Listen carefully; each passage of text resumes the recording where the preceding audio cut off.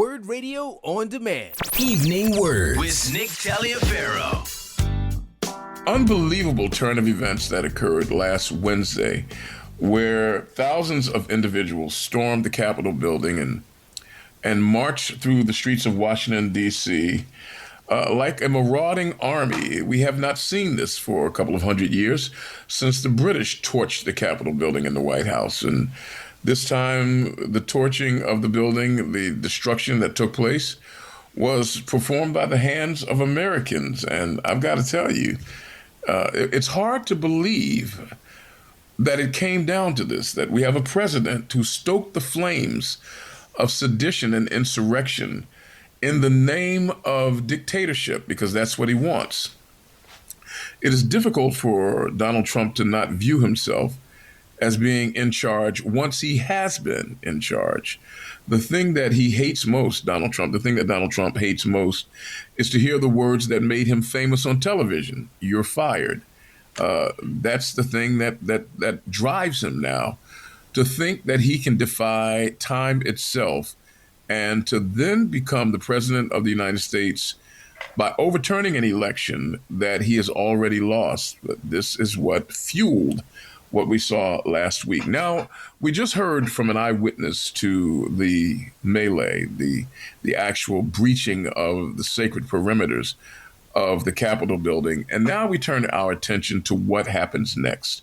As you know, many of our elected officials are calling for either the resignation or the impeachment, or somehow or another invoking some clause that would allow the president to be removed. Here to help us wrap our arms around this tripod of possible activities is a gentleman who spends his time teaching on the subject. He's a professor in the Department of Politics at Drexel University's College of the Arts and Sciences and specializes in local, regional, and national politics, and has authored more than 60 articles and 2 books on presidential elections: The Politics of Disenchantment, Bush, Clinton, Perot, and the Press, and New Verdicts.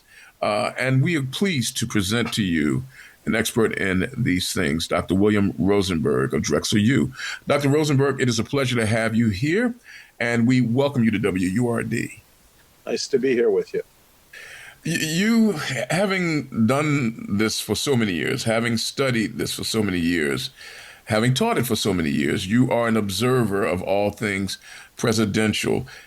Is there any precedent that you have in mind that would allow you to associate what we're now seeing with something that has happened in the past? Well, I have to say that we've never seen a situation where there's been this type of behavior that exhibited itself at the United States Capitol last week. There have been other presidents that have been pushed to the brink of being unsteady in terms of their mental state. And the one that comes to mind most clearly is towards the end of Richard Nixon's period as president. There were reports that he was wandering the halls of the White House looking at paintings, and Henry Kissinger would come over to him and try and speak to him. So he was sort of out of it, but never in the sense of someone going out and inciting a crowd and having that crowd go and storm the Capitol. Wow. I had heard some things about Richard Nixon. I didn't know that he actually was talking to pictures. But here we have a situation where a president meets with a group of individuals who seem bent on, at the very least, being disruptive and at the worst being destructive, and then beyond the pale of imagination being murderous, telling them to go forward in his name and to conquer, as it were, by saying, you've got to be strong, and, quote, if you don't raise hell, then they won't listen to you. From your expert perspective, are these grounds for the kind of legal action that could lead to either conviction, indictment, impeachment? Well, I think I would reframe your question just a little bit. Okay. With a group. He went to a rally, and there were thousands of people on the ellipse of the White House. And at that rally, he incited them. Inside the little tent, there were videos showing Donald Jr. and Mark Meadows and other people there as well. And this was a coordinated, staged event that was not unexpected. I mean, the great failure in a lot of what's going on, besides the basic collapse of appropriate political culture, is that the security forces did not accurately predict what they were going to need to do in order to preserve and protect the integrity of the Capitol. So when he gave those marching orders to go storm the White House, basically, and said, I'm going to march with you, which, by the way, he did not do. I noticed. And then they took over the Capitol. I mean, that was such a shameful experience of the process of democracy in the United States. People all around the world are just in shock.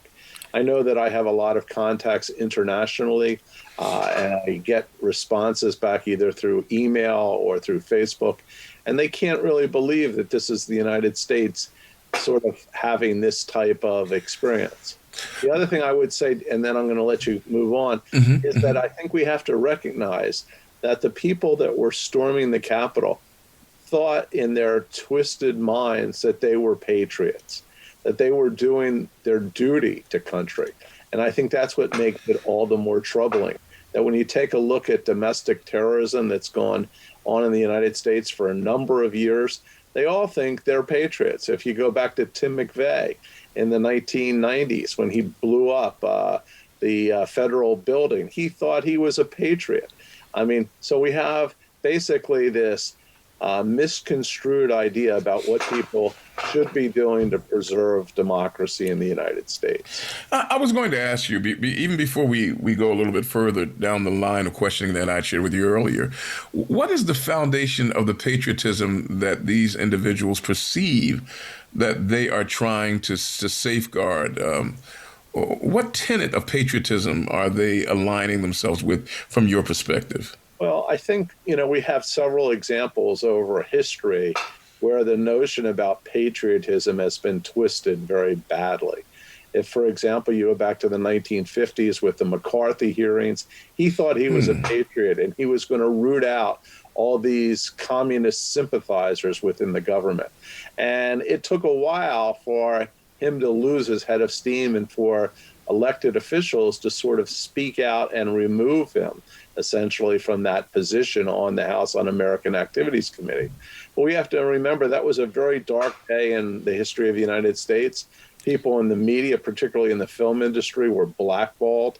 So this is not necessarily the first time that something like this has happened.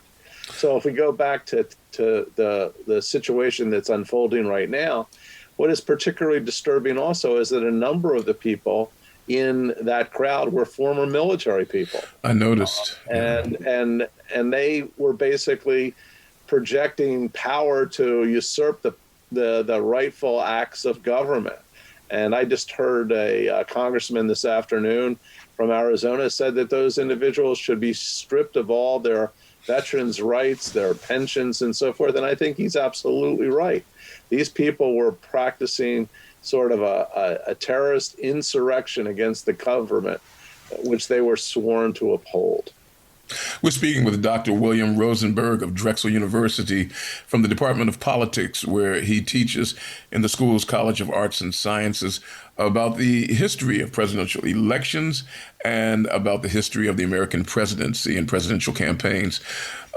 Before we ask some of the questions of fact behind what we do next with this president, if I could just get you to share your visceral response as you watched last Wednesday and you began to see citizens, and I put that in quotes, breaching the perimeter of the Capitol building.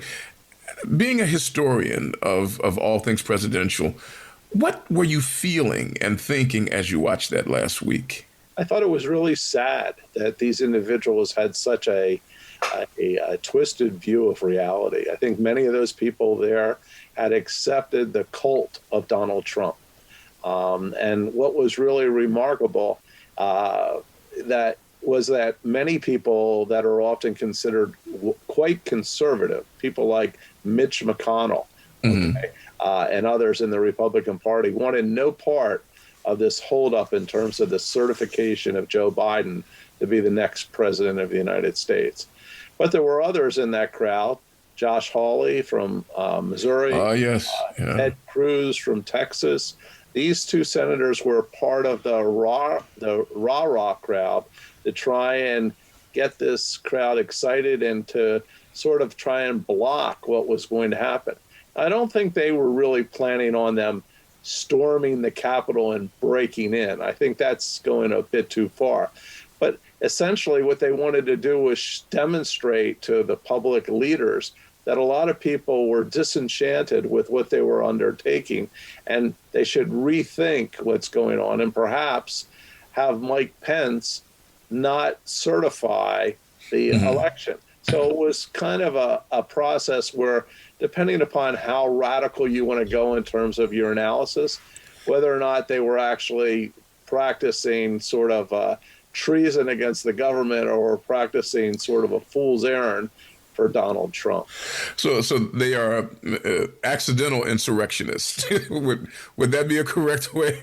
No, I think what you have to realize is that three of the principal people involved in this in the Congress were Josh Hawley, Ted Cruz, and Mike Pence, along with what was originally supposed to be 12 senators in total and 140 House members. You have to realize, though, for the three that I focused on just a moment ago, all of them have presidential aspirations in 2024. So none of them wanted to cross Donald Trump because they were afraid that they would lose the historic or the political lineage to his 70 million plus supporters in the United States. So they were all trying to walk a very fine line. And I think that ultimately Mike Pence deserves a lot of credit because he came out before the floor action started and said that he was going to follow what he interpreted the law to be, that he's not in their position to try and usurp the popular will of the people, that he is simply going to do his political duty and effectively sort of announce who the winner is. You have to remember, though, that we've had this happen before. Al Gore in 2000, he presided over the session where he was basically putting into power George Bush. And if you go back earlier in history, the same thing happened with Vice President Nixon, where he presided over the Congress when JFK was going to be put into office. So, they did their duty. Maybe they weren't particularly happy about it, but nonetheless, they were doing what they're supposed to do. It's not every day that we have presidential historical scholars with us, and I take advantage of this opportunity to ask you questions. Arnold Schwarzenegger recently put forward a missive online where he compares this to what he saw in Austria in many days gone by. Do you see comparisons to what ultimately became the regime of Adolf Hitler to what we're seeing now? Well, I want to be careful about drawing historical analogies such as that. With Hitler, he started a movement that basically became the rise of the Nazi Party, and eventually they took over control of the government. And that example was also sort of a foreseeing of what happened with Donald Trump. He started a movement that was actually not so much starting because of him, but propagated because of him. He basically gave the green light for white nationalist, Ku Klux Klan, neo-Nazi type individuals to have sort of an open season. And if we just go back a few years and we look at what happened in Charlottesville, that was clearly an example where he said there were good people on both sides. I think reasonable people can't really argue that there were good people on both sides when they were marching singing, "You will not replace us." Okay. Yeah. Now, at the same time, those people that were at that march, they have a right to peacefully protest, but that was not really a peaceful protest. That was a form of intimidation, and one totally misguided young man ends up driving a car and killing a young girl who did nothing but was present there. So I think what happens is that Donald Trump seems to have a lack of capacity to empathize with the broad base of the American public.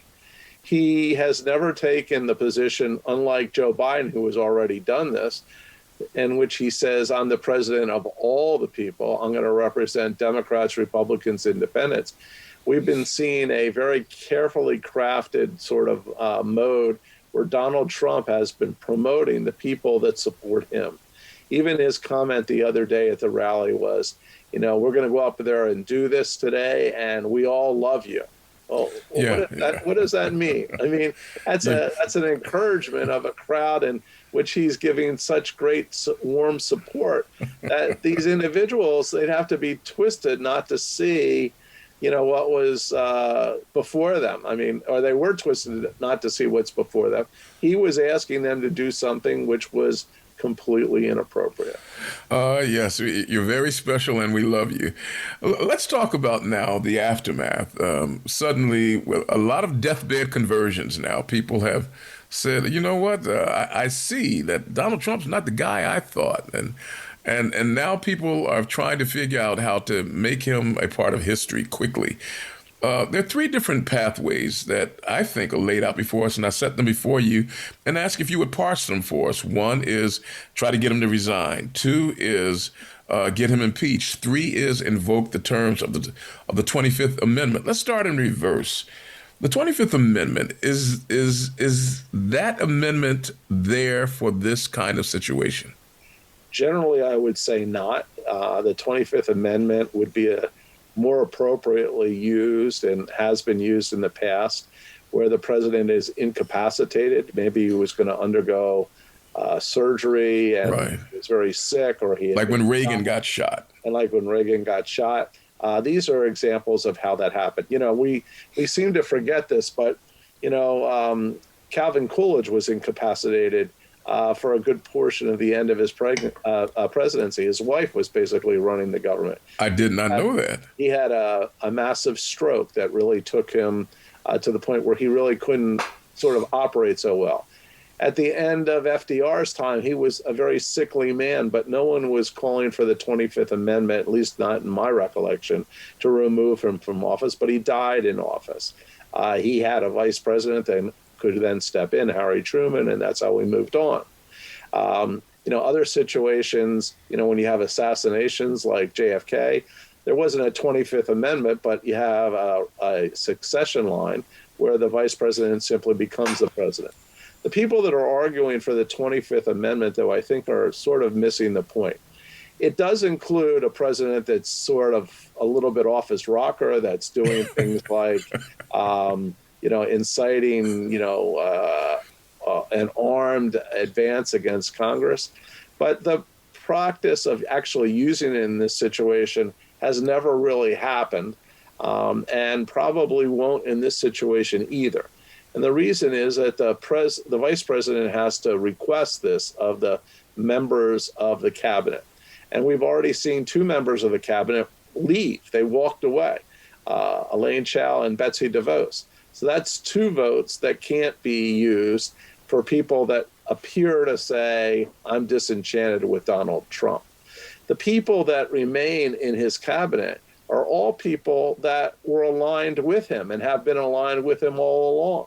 So to get a majority of them to go along with Mike Pence would be a far reach. But even if they did that, then what would happen is that the president could respond back and say, no, I'm not incapacitated. I am capable of continuing on. So for 4 days, that process could be in limbo.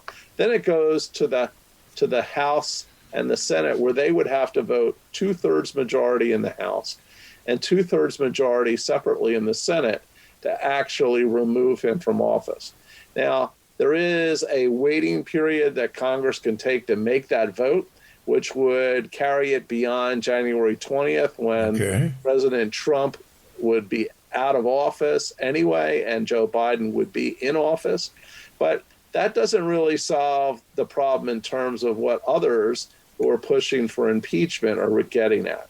They want there to be some true punishment associated with this. And the punishment, I think, that they're really thinking about is barring him from ever being able to hold federal office again.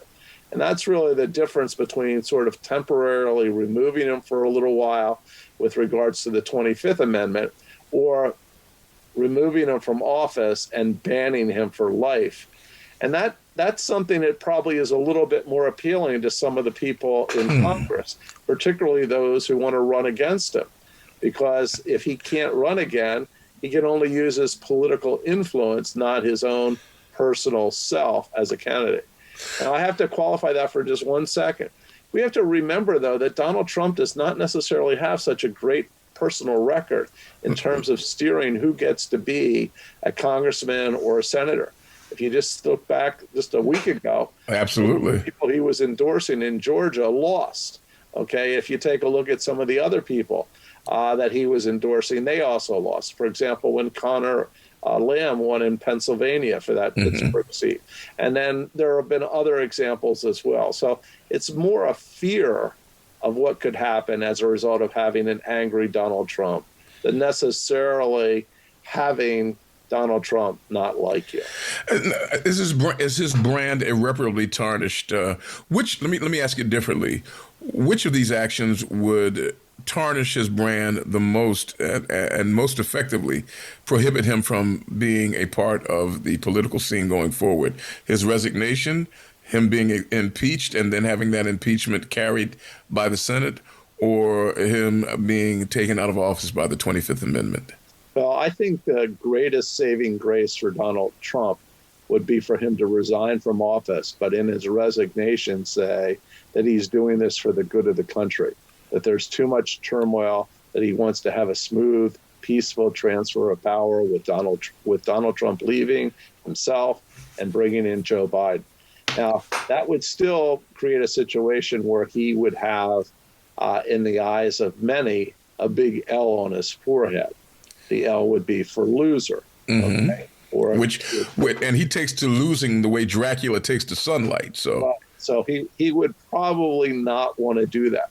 But that would be the best way I see at this point for him to repair even marginally his image. Okay, in terms of the 25th Amendment, he's going to fight that like there's no tomorrow. And then once he's out of office, probably it'll lapse into Never Never Land, because it won't matter anymore whether Congress does a 2/3 majority, House and separately the Senate, because he's already going to be gone. So that option is a way to sort of steer Donald Trump away from the toys of the nuclear arsenal, ordering military operations or granting pardons to people that shouldn't get them. And then the last one, the idea about impeachment, is going to be a very difficult process, because, again, you have to get a 2/3 majority in the Senate, I believe. The House will obviously be able to impeach him, which would be a major stain on him being the only president who was ever removed from office or impeached twice. I think the Senate vote only has to be, my memory is a little bit not totally focused whether it's 60 or 66 or 67 votes, but it's a super majority. And I don't think that many of the senators are really going to have, even though they would like to impeach him, are going to go that final step. So I think for Donald Trump's name, as much as he can preserve it, I think his resignation with a very carefully written speech on a teleprompter gives him the best light, and he could continue to be a force in terms of endorsing political candidates, whether they be Donald Trump, Ivanka Trump, or Josh Hawley. That's his out. Let me go grab the bromo seltzer on that last comment by Dr. Rosenberg. Josh Hawley, his children running. Wow. For those of you just joining us, we're speaking with Dr. William Rosenberg. He's a scholar for presidential history and elections at Drexel University's College of Arts and Sciences, the School and Department of Politics, and the author of 2 books on presidential elections, The Politics of Disenchantment, and also New Verdicts. In the last few minutes that we have with you, Dr. Rosenberg, and you've been more than kind with your time, let's talk about the situations that creates a Donald Trump for us, or allows for this kind of development to take place, and the long length of time between the election and the inauguration. the electoral college system, where there's so many shenanigans that can be invoked if not carried out. Do you think that what we're seeing now will help us to really become conscientious and vigorous in trying to change some of these things? So just one point, just as a correction. The second book is called News Verdicts, like news media. Okay. Rather than new verdicts. But anyway, I appreciate the promotion of the books. The idea, though, is that if we consider what's going on, for example, with the Electoral College, there's already been a major effort dealing with an interstate compact that's been promoted around the country and often spoken about by Robert Reich, former member of the was it Department of Labor, was he? Yes, he was a labor secretary. Okay. This notion is such that the states that sign on to this interstate compact say, regardless how the state votes, let's say in Pennsylvania, whatever the national vote is, the electors from that state will be voting for the candidate that won the popular vote. So this would remove the situations that occurred, for example, in 2016 with Hillary Clinton and in 2000 with Al Gore. So that's a very practical way that you don't have to amend the Constitution, but you can change the impact of the Electoral College. So that's one process that's underway. The other thing that I think is important is that we're seeing the media organizations, particularly social media, grow a little bit of, the best word I could say, gumption, which they have barred Donald Trump from being on Facebook. And great restraint, sir. Great restraint. so what happens is that this has fueled Donald Trump's ability to influence the public.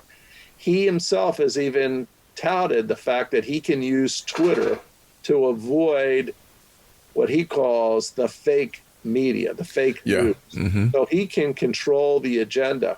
And we have to remember that 70 plus million people voted for Donald Trump in November. And we also have to remember that about 85% of all Republicans, 85% of them, until last week with the storming of the Capitol, I haven't seen any new numbers since, endorsed Donald Trump. These people are not going away. So what happens is we need to have journalists who are being responsible and at the same time being trusted by the public. You know, what we've seen is this defection away from Fox News because they ended up calling the election for Joe Biden, something that incensed Donald Trump and a lot of his followers. So we saw them going to other media outlets like Newsmax and other organizations that promote very much right-wing perspectives. And when Trump lost his ability to use Twitter, he went to a similar type of organization called Parler that that Apple basically took off of their site, so they couldn't use that anymore. Wow, I'm going to in the last minute or so that we have, Dr. Rosenberg, let me toss you the hat of Karnak from Johnny Carson's old days, where he would put on the hat and look into the future. From your experienced historical perspective, what do you see happening in the next 2 to 3 weeks as it regards Donald Trump? Well, I think Donald Trump is going to, if he remains president, is going to remain in hiding. Okay, he announced even before the storming of the Capitol that he was going to leave Washington on January 19th and not attend the inauguration. I think this only accelerates that activity.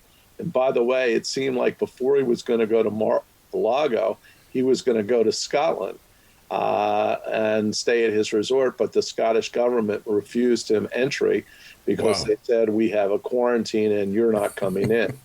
I think that was a convenient excuse. Very convenient dodge, yeah. So I think that over the next 2 weeks, I don't think that Donald Trump is going to be inciting the same folks that stormed the Capitol to storm the inauguration. But one of the things that I've been saying but hasn't been being picked up by the media is I don't think we should have the inauguration in Washington as we've had it before. And the reason for that is that even if there was no violence, it would be a super spreader event. Okay, so I think it makes no sense that Joe Biden, who has been promoting sort of social distancing and mask wearing, would have tens of thousands of people standing there all breathing on each other, number one. And number two, from a security standpoint, I think it gives the wrong image to Americans and people around the world of having an armed encampment with 7-foot fences around Congress to be able to inaugurate the president. I think if we want to really be responsible, we should use one of two options. One option is to have the inauguration at the White House. This was something that happened in the fourth term of FDR.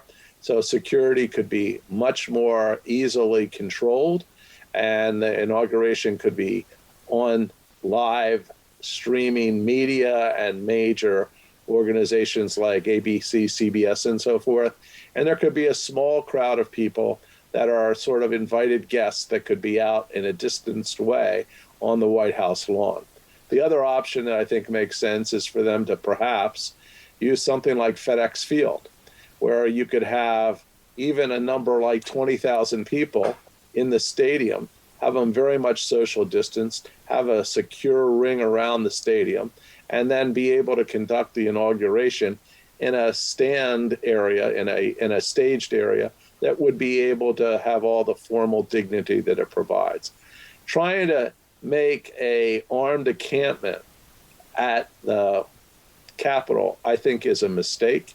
I think if people, even if it's a small number of people, show up and have guns or bombs or whatever and create an incident, that's all going to get picked up on the media. And I think that's something that we should avoid at all costs. We've been speaking with Dr. William Rosenberg of the Drexel University's College of the Arts and Sciences, where he teaches in the Department of Politics. He's an expert in national politics and presidential elections, and the author of 2 books, The Politics of Disenchantment and, to be corrected, News Verdicts. For those of you who may have been listening to me say singularly, it's News Verdicts. You can get both of those books still. Dr. Rosenberg, it's been a real pleasure speaking with you. I hope that you'll be available to us as we go forward. That would be great. It was nice to be here. You've been listening to WURD Radio On Demand. Listen live to WURD Radio, 96.1 FM and 900 AM WURD. Streaming live at WURDRadio.com.